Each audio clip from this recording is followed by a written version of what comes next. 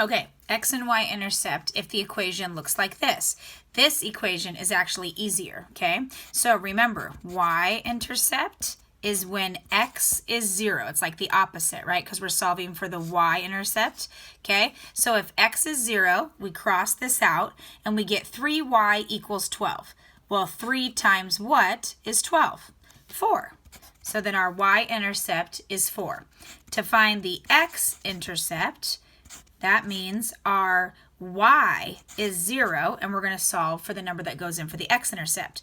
If y is 0, we cover this up, and that means 4x equals 12. What times 4 is equal to 12? Well, that's 3.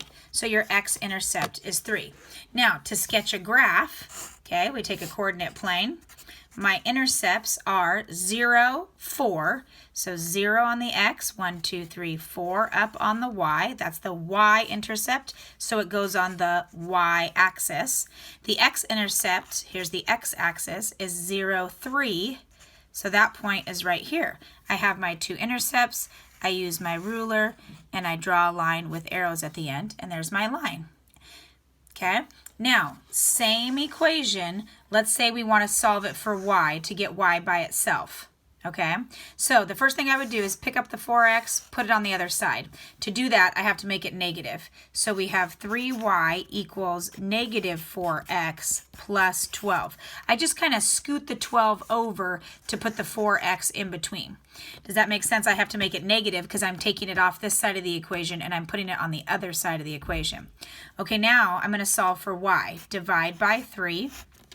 Divide the whole side by 3. I have to divide this term and this term by the 3.